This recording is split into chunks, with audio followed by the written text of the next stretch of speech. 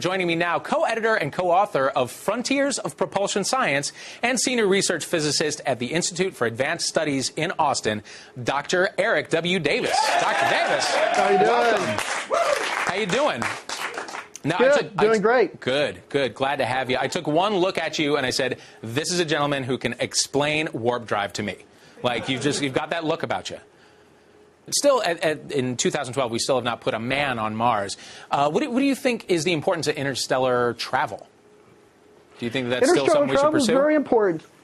Yeah, well, interstellar travel is very important because it expands the parameter space for exploration by 1 million times over the solar system. The solar system doesn't have any human-friendly planets other than the Earth.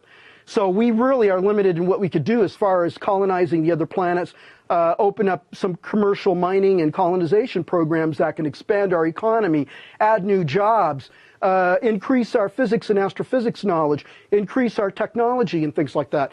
If you go into interstellar space, the parameter space for all those things now becomes nearly unlimited. Don't forget that there are hundreds and hundreds of exoplanets that have been discovered, including dozens of super-Earths and a handful of Earth-sized exoplanets that are still being investigated at this time. Right. This gives us a bigger parameter space for being able to send man out to colonize new worlds, possibly even meet extraterrestrial intelligences. Hey, what is up, guys? Welcome back to a brand new video on the goddamn internet, and today we're gonna be talking about Eric Davis and some bombshells he's been dropping, some breadcrumbs he's been leaving here and there. So yeah, sit back, relax, get some popcorn, get some snacks, stay hydrated, and we're gonna be enjoying some statements being made by Eric Davis. He's a very notable figure in the ufology community, and yeah, make sure you subscribe, notifications on to keep getting updates every time something happens. And we're aiming for 500 subscribers and 20 likes on this video, so let's try and make it happen.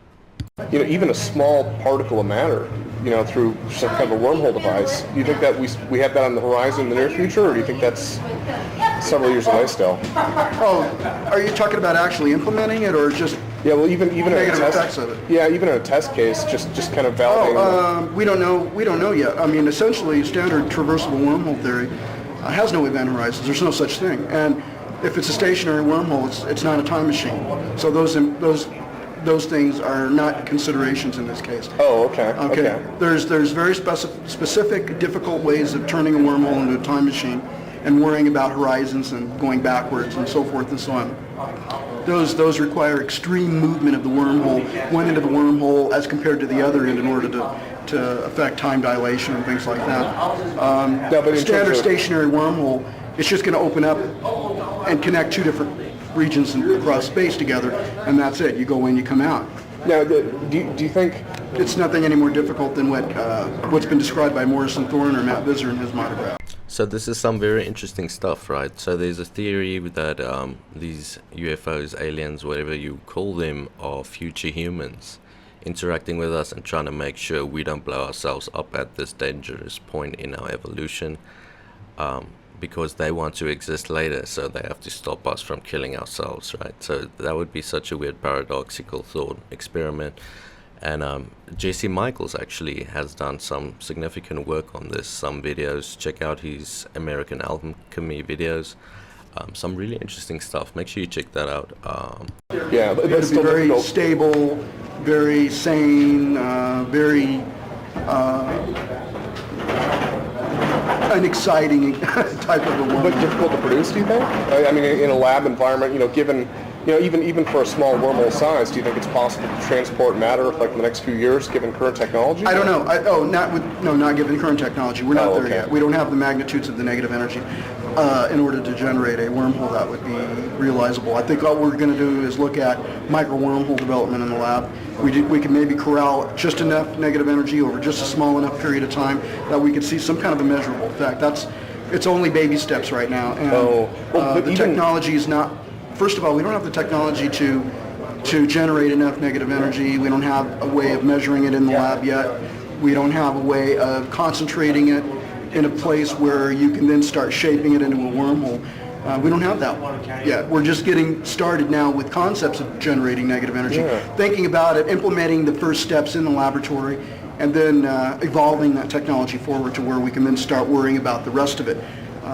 Well, but once it does start to reach... So, I mean, as far as I was going to answer your question, I'm sorry. as far as in the future, it could be 30 years or more. Oh, okay. I don't know, you know, that's just a pessimistic view.